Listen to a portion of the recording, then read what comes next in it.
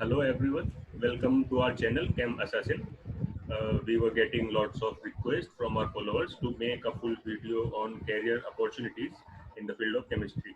So we decided to make a full series of videos for you, where in this first video we will be telling you about all the opportunities available in this field, and in the subsequent videos we will take particular field like GATE or PhD, and then we will talk about it in detail. So for this video, I am your host for this meeting. I have my friends here with me they are my colleagues. Dhruv Sharma from IIT Kanpur, Kashish Madan from IIT Kanpur, and Prashant Bhardwaj also from IIT Kanpur. So in this meeting, I will be asking them some questions and they will be answering. I will try to take as many questions as possible so that all your doubts will be clear. So before starting with the questions, I would like my friends to give their brief introduction. My name is Dhruv Sharma, and I have completed my graduation from Delhi University, and I have just completed my post-graduation from IIT Kanpur, and I will be pursuing doctoral degree as my future career. Thank you. Hello, myself Kashish Madan, and I have completed my graduation from Deshbandhu College, Delhi University, and then I cleared the JAM examination to pursue my MSc from IIT Kanpur, and now I'm going to do a job in the field of chemistry. So that's it from my side. Thank you. Hello everyone, myself Prashant Bharadwaj. I have done my graduation from Nehru College, Faridabad, which is affiliated to MD University, Rohtak. And I have done my MSc from IIT Kanpur, and I'm looking forward for the government job preparations. And that's from my side. Okay. So some of you specially requested to make this video in Hindi. So now we will be continuing in Hindi. I will be asking questions in Hindi. तो मैं हिंदी में questions पूछूंगा क्योंकि कुछ लोगों की request थी special कि हिंदी में वीडियो बनाई जाए. तो पहला क्वेश्चन मैं प्रशांत से पूछता हूँ क्योंकि हम इसमें career opportunities from after 12th discuss कर रहे हैं. तो मैं आपसे पूछना चाहता हूँ कि मैंने अभी 12th पास किया है, मैं अंडर ग्रेजुएशन के लिए जाना चाहता हूँ, तो मैं ऑनर्स डिग्री के लिए ऑप्ट करूं या सिंपल बीएससी के लिए ऑप्ट करूं? ऑनर्स डिग्री के क्या फायदे और क्या नुकसान हो सकते हैं?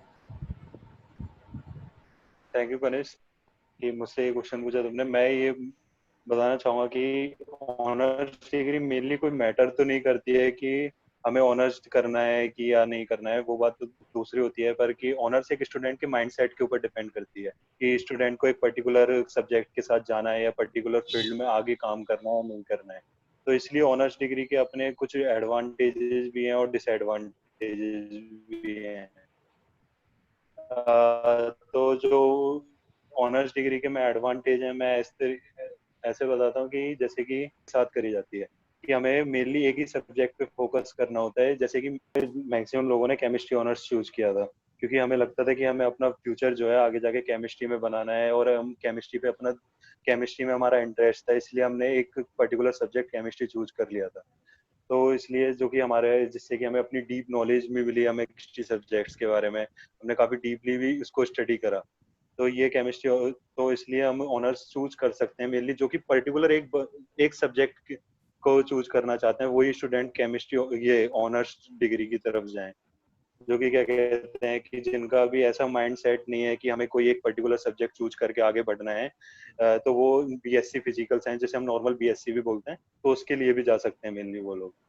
तो फिर इसके क्या कहते हैं कुछ ऑनर्स डिग्री के डिसएडवांटेज, मेनली एक ही डिसएडवांटेज है ऑनर्स डिग्री का कि जैसे कि अब ऑनर्स डिग्री में क्या होता है कि फर्स्ट और सेकंड ईयर में हमारे पास नॉर्मली फिजिक्स और मैथ्स होते हैं, तो और केमिस्ट्री भी होता है होने को, पर हमारा स्पेशलाइजेशन फाइनल ईयर में केमिस्ट्री मिलती है हमको कि हमें केमिस्ट्री फाइनल ईयर में पूरी तरीके से पढ़नी होती है. पर कभी कभी ऐसा होता है कि ऑनर्स डिग्री हमने ले ली है बट फर्स्ट ईयर और सेकंड ईयर में हमारा इंटरेस्ट केमिस्ट्री से हट के फिजिक्स और मैथ्स की तरफ जा रहा है. बट क्या कहते हैं कि अब हमने अपना करियर ऑप्शन तो ऑनर्स डिग्री चुन लिया, जिसकी वजह से हम अपना करियर तो चेंज कर नहीं सकते. केमिस्ट्री को छोड़ के हम फिजिक्स और मैथ्स में तो जा नहीं सकते.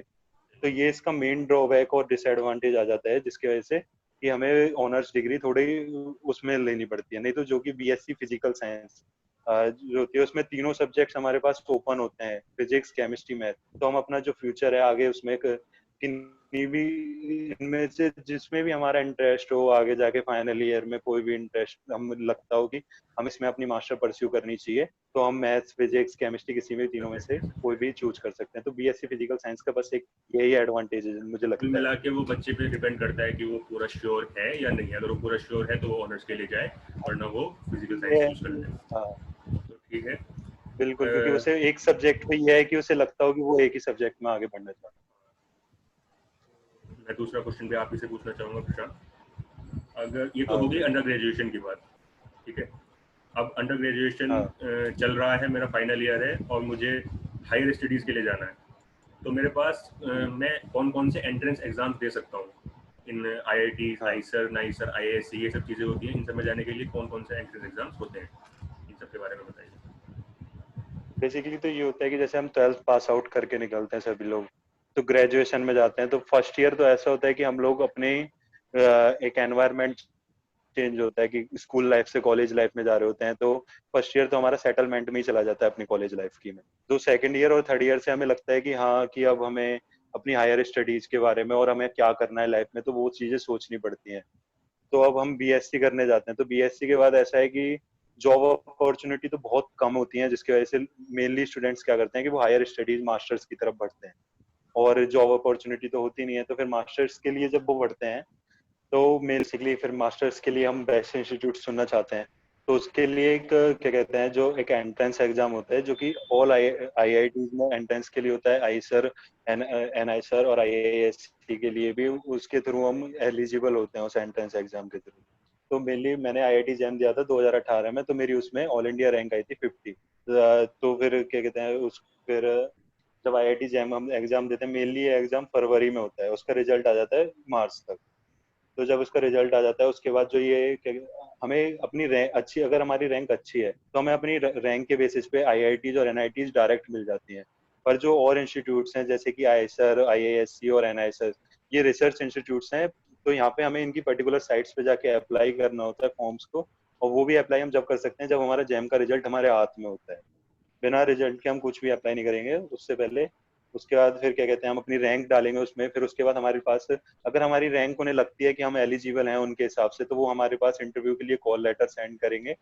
कॉल लेटर के बाद फिर वो हमारा इंटरव्यू लेते हैं। उसके बाद अगर हम उनके इंटरव्यू में अच्छा करते हैं तो जाके हमारा वहाँ पे सिलेक्शन हो पाता है। अगर इंटरव्यू में उन्हें अच्छा नहीं लगता है तो वो नहीं लेंगे। और मैं बेसिकली ये बात भी बोलना चाहूंगा कि आईएसआर, आईआईएससी और एनआईएसआर जो होते हैं, ये इंटीग्रेटेड पीएचडी कराते हैं। तो मेनली इसमें वही स्टूडेंट्स जाएं जो कि जिनका की पूरी तरीके से ऑलरेडी अपना डिसाइड फ्यूचर है। रिसर्च की तरफ, एक तरीके से वो सोचते हैं कि हमें रिसर्च में ही आगे बढ़ना है। एक करियर डिसाइडेड हो। और जो वैसे स्टूडेंट्स हैं जिनकी रैंक अच्छी है, जैसे कि आईआईटी बॉम्बे है, वो 1 से 30 तक रैंक थे बच्चों को आईआईटी बॉम्बे। मैं ये जनरल कैटेगरी के बेस पे बता रहा हूँ, मुझे और कैटेगरी की नॉलेज कम है थोड़ी, पर मैं जनरल की बता रहा हूँ। जैसे आईआईटी बॉम्बे है, वो 1 से 30 तक लेती है स्टूडेंट्स को। उसके बाद जो आईआईटी कानपुर है, जो 30 से 60 लेती है, जिसमें मेरी 50 रैंक पड़ी थी, तो इसलिए मुझे आईआईटी कानपुर मिला था वैसे। और फिर इसी तरीके से आईआईटी दिल्ली है कि जो कि 60 to 90। देन और अदर आईआईटीज हैं, IIT Roorkee, IIT Kharagpur, like this. उसके बाद फिर अगर ऐसा होता है कि कुछ कुछ रीजंस की वजह से हम लोग, क्या होता है कि हमें आईआईटी में नहीं एडमिशन मिल पाता है मास्टर्स के लिए, तो हम लोग फिर अदर रेप्यूटेड यूनिवर्सिटीज की तरफ जाते हैं। जो हमने आईआईटी के लिए प्रिपरेशन करी थी, वही इन्हीं और अदर यूनिवर्सिटीज के लिए भी सफिशिएंट होती है। जैसे कि अदर यूनिवर्सिटीज हैं कि DU, BHU, JNU, Jamia, like all other universities, central university, इनके मेनली पर्टिकुलर साइट्स पे इनके फॉर्म निकलते हैं। और जैम के बाद इनके फॉर्म्स निकलते हैं, जैम का रिजल्ट आ जाता है, उसके समथिंग इनके फॉर्म्स निकलते हैं, कुछ इस तरीके से होता है। और जो इन यूनिवर्सिटीज के एग्जाम टाइम पीरियड होता है, वो नॉर्मली मई के सेकंड वीक से लेके जुलाई सेकंड वीक तक होता है। इसके बीच में इन सभी के एंट्रेंस एग्जाम्स हो जाते हैं। उसके बाद हमारी रैंक्स आती हैं और वो डिसाइड करते हैं कि हमें कौन सी यूनिवर्सिटी में जाना है, कौन सी में नहीं। ये हमारे पर्टिकुलर माइंडसेट के ऊपर है कि हम कौन सी यूनिवर्सिटी चूज करते हैं। ठीक है। तो कुल मिला के दैट्स ऑल। आपने मुझे बताया कि एक तो आईटी जैम होता है जिससे हम आईटीज में जा सकते हैं और उसी की रैंक के बेसिस पे हम रिसर्च इंस्टीट्यूट्स में जा सकते हैं। और दूसरा आपने बताया कि अगर बिल्कुल इसमें आपका नहीं होता है तो कुछ यूनिवर्सिटीज़ हैं जैसे डीयू, बीएचयू, आप उसमें भी ट्राई कर सकते हैं और उसकी नॉलेज हाँ भी उसी में काम आ जाती है जैम के हाँ लिए जो आपने प्रिपेयर किया है। बिल्कुल बिल्कुल। और एक मिनट फिर रोकनी अब पड़ेगी। तो अगला क्वेश्चन है ध्रुव शर्मा के लिए। मैं आपसे पूछना चाहता हूँ कि जो बच्चे आईसर और नाइसर या आईआईसी जैसे इंस्टीट्यूट्स में एडमिट हो चुके हैं, तो इसका मतलब उनका तो डिसाइडेड है कि रिसर्च की तरफ जाना है। तो जिन बच्चों ने एमएससी 2 ईयर प्रोग्राम चूज किया आईआईटीज में, एनआईटीज में और यूनिवर्सिटीज में, तो उनके लिए फ्यूचर में क्या क्या ऑप्शंस खुले हैं? तो अगर हम मास्टर्स के लिए आते हैं किसी आईआईटीज़ में जहाँ पे हम श्योर नहीं है कि हमें अगर आगे research as a career opt करना है, तो हमारे पास एम्पल अपॉर्चुनिटीज़ होती हैं। तो उसमें फर्स्ट मैं कहूँगा कि पहला तो सिग्निफिकेंट जो प्राइमरी स्टेप होता है वो वही है कि हम रिसर्च में ही अपना कोर अपनी फील्ड में कंटिन्यू करते हैं। तो उससे हम डॉक्टरल डिग्री कर सकते हैं, आगे हम प्रोफेशनल रिसर्च में कर सकते हैं। सेकेंडली, अगर हमारा वो वहाँ पे हमारा इंटरेस्ट नहीं है तो हम गेट एग्जामिनेशन दे सकते हैं, जिसके थ्रू हम बाग डीआरडीओ वगैरह में जा सकते हैं, जिसके बारे में आगे में भी हमारी सीरीज में कवर अप हो। और अगर हम वो भी नहीं करना चाहते तो हमारे पास अदर इन कैंपस प्लेसमेंट्स होती हैं, मतलब फार्मास्यूटिकल जॉब्स होती हैं। और अगर हमें कोर में नहीं जाना तो नॉन कोर में हमारे पास गवर्नमेंट एग्जाम्स होते हैं, कॉम्पिटेटिव एग्जाम्स होते हैं, जैसे कि यूपीएससी के लिए हम जा सकते हैं, एसएससी के लिए जा सकते हैं। तो मेरा कहने का मतलब ये है कि कभी भी हमारे पास मास्टर्स के बाद अगर हम मास्टर्स चूज़ करते हैं तो हमारे पास कभी भी फील्ड्स क्लोज नहीं होती है। हमारे पास हमेशा एक ओपन गेट रहता है जहाँ पे हम कहीं भी कोर में या नॉन कोर में ओपन मार्केट में जाके कोई भी कैरियर परस्यू कर सकते हैं। अगर आप मास्टर्स करते हैं केमिस्ट्री में तो इसका मतलब ये नहीं है कि आपको केमिस्ट्री ही एज अ फॉलो करना है। पर अगर आप किसी आईसर्स नाइसर्स या फिर किसी रिसर्च ओरिएंटेड इंस्टीट्यूट में जाते हैं तो मैं ये कहूँगा कि हमें वहीं पे तभी जाना चाहिए जब हम पूरे श्योर हो कि हम आगे एज अ रिसर्च अपना करियर फॉलो करना चाहते हैं। ठीक है, तो अगला क्वेश्चन आपसे है कि मान लीजिए कि मैं पीएचडी परस्यू करना चाहता हूँ इंडिया से, तो पीएचडी करने के बाद मेरे पास जॉब्स के क्या ऑप्शन इजीली मिल अगर हम जाती है या नहीं मिलती है, ये सब मैं आपसे पूछना चाह रहा हूँ। अगर हम पीएचडी कंटिन्यू करते हैं इंडिया से तो हमारे पास जॉब की क्या अपॉर्चुनिटीज़ हैं, क्या यही क्वेश्चन था?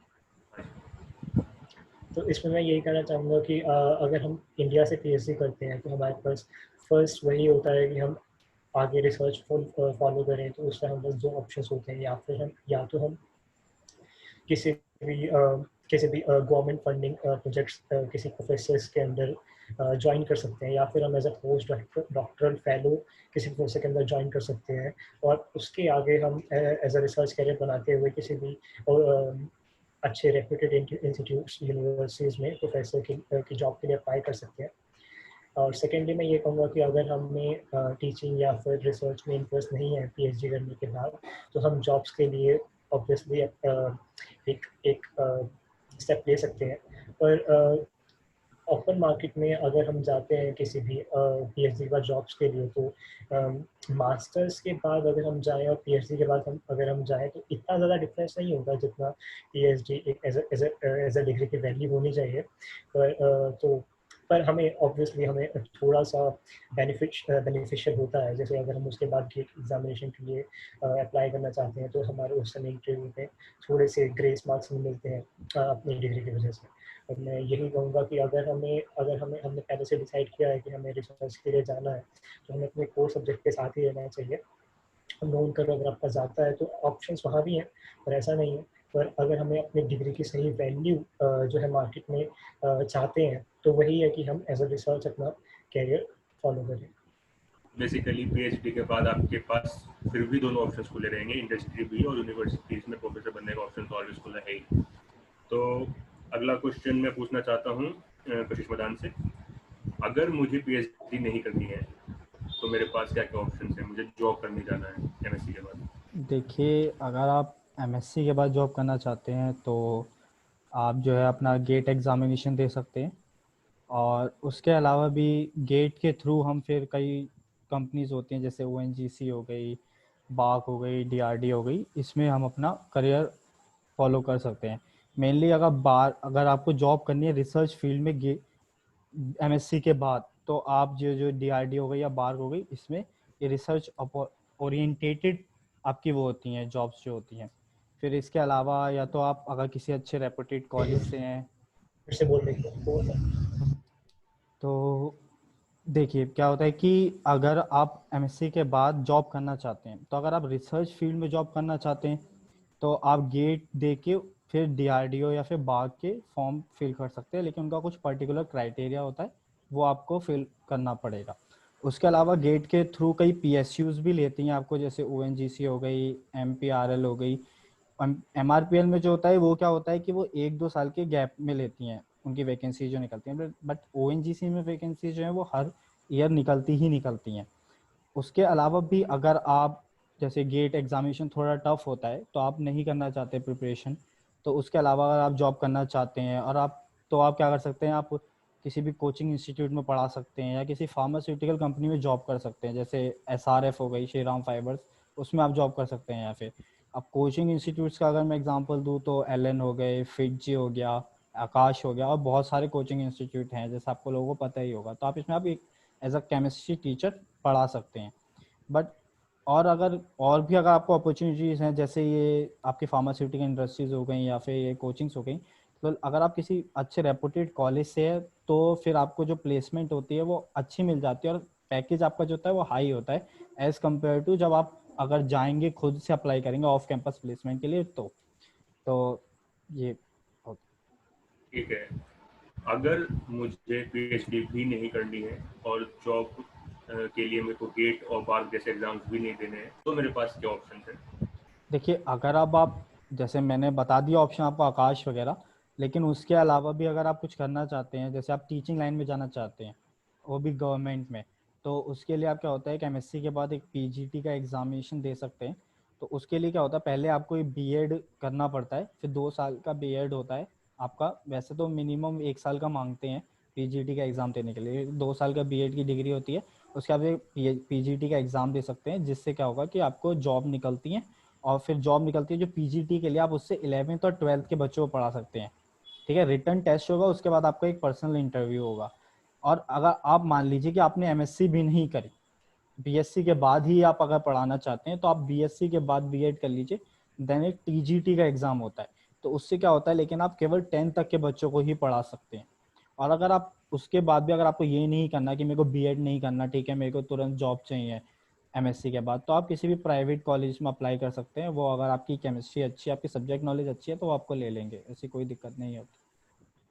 ठीक है, तो मतलब हमारे पास पीएचडी, गेट, बार, इन सब एग्जाम्स अगर मान लीजिए हम नहीं जाते इनके साथ या फिर इनके लिए, तो उसके अलावा भी हमारे पास ऑप्शंस रहते हैं। हाँ जी, हाँ जी। तो मैं अभी एक लास्ट क्वेश्चन पूछना चाहता हूँ, हालांकि हम इसको डिटेल में डिस्कस करेंगे अपनी नेक्स्ट वीडियोस में। तो एक लास्ट क्वेश्चन पूछना चाहता हूँ कि इंडिया की पीएचडी और अब्रॉड में डिफरेंस क्या है? तो अगर हम PhD as a career option choose करते हैं, तो हमारे पास अगला एक बहुत बिग क्वेश्चन यही होता है कि हम कहाँ से करें, हम इंडिया से करें या किसी हम अब्रॉड यूनिवर्सिटी से करें, क्या डिफरेंसेस हैं। तो उसमें हम यही बताना चाहूँगा कि फर्स्टली कि पीएचडी के लिए फर्स्ट स्टेप जो हमें करना होता है वो हमें होता है कि हम अपना सुपरवाइजर, अपना प्रोफेसर हम अच्छा चूज़ करें। तो मेनली जो बच्चे बाहर के लिए, अब्रॉड के लिए अप्लाई करते हैं, वो कुछ रीजंस की वजह से होता है। तो उसमें फर्स्ट रीज़न आता है कि वर्किंग एनवायरनमेंट, कि बाहर का वर्किंग एनवायरनमेंट, लैब्स का क्या है। तो पीएचडी एक 2 साल का कोई डिग्री नहीं है, वो एक 5 साल की डिग्री है। उसमें आपको देखना पड़ता है कि आपको लैब से कितना टाइम मिलेगा, कैसा प्रोफेसर है, उनका नेचर कैसा है। तो मेनली फर्स्ट जो सबसे इम्पोर्टेंट रीज़न होता है बाहर से पीएचडी करनी है, सबसे बड़ा यही होता है कि वर्किंग एनवायरनमेंट। सेकेंडली ये होता है कि किस कंट्री की गवर्नमेंट कितनी फंडिंग रिसर्च पे लगाती है। तो अगर वो ज़्यादा फंडिंग लगाती है, जो वहाँ पे ज़्यादा प्रोजेक्ट्स आएंगे, ज़्यादा जॉब अपॉर्चुनिटीज़ आगे मिलेंगी आपको, और ज़्यादा आपकी डिग्री की वैल्यू भी होगी। तो अगर आपको इंडिया में ऐसा कुछ पैसे मिलता है जिनके यहाँ पे वर्किंग एनवायरनमेंट अच्छा है, हालांकि गवर्नमेंट की फंडिंग जैसी भी है इंडिया में, पर अगर वर्किंग एनवायरनमेंट अच्छा है और आपको काम पसंद आ रहा है, फर्स्ट ये भी बहुत इंपॉर्टेंट होता है कि आपको अपना जो रिसर्च आप 5 साल करने वाले हैं, जो आप आगे अपने लाइफ में एज अ कैरियर चूज़ कर रहे हैं, वो आपको काम बहुत पसंद आना चाहिए। तो अगर आपको वो काम पसंद आ रहा है प्रोफेसर के अंदर, सेकेंड लिंक का वर्क इन्वायरमेंट अच्छा है, तो आप इंडिया से भी कर सकते हैं। एंड थर्ड रीज़न ये होता है कि इंडिया में थोड़ा सा जो ड्यूरेशन होता है पीएचडी का, वो थोड़ा लंबा चला जाता है कई केसेस में। वैसे तो जो आइडियल ड्यूरेशन होता है वो 5 साल होता है, पर इंडिया में 5 to 7 ईयर्स जैसे कि हमें पता है कि लग ही जाते हैं, और मे बी उससे ज़्यादा भी लग जाते हैं। पर बाहर काफ़ी कुछ ऐसा नहीं होता है, 5 से 6 साल में हमें वो डिग्री मिल ही जाती है। तो हालांकि ये कुछ रीजंस रहते हैं, और बाकी मैं डिटेल में अपने नेक्स्ट वीडियोज़ में बताना चाहूँगा। तो बेसिकली एक वर्क कल्चर वहाँ का थोड़ा बेटर है, पे थोड़ा हाई है और एक्सपोजर ज़्यादा है। अगर ये सब चीज़ आपको यहाँ किसी प्रोफेसर में मिल जाए, हालांकि पे तो आप नहीं बढ़ा सकते, पर अगर वर्क कल्चर आपका लैब का अच्छा हो तो आप इंडिया से प्रीफर कर सकते हैं। बिल्कुल। ठीक है। So guys, I hope I was able to clear all your queries through my questions. So in the next video, we are thinking of talking about GATE exam, how to prepare for the GATE exam. And in the next video, we are thinking of making a video on PhD from foreign universities. Because we have people here with us who have achieved these things. We have Kashish Madan, who has All India rank 9 in GATE exam, and we have Dhruv Sharma, who has been selected in more than 5 universities in USA. So it will be good for you to talk, to listen directly to them. So guys, if you find this video informative, please tell us in the comments. Don't forget to subscribe. Stay tuned, stay safe, stay home. See you in the next video.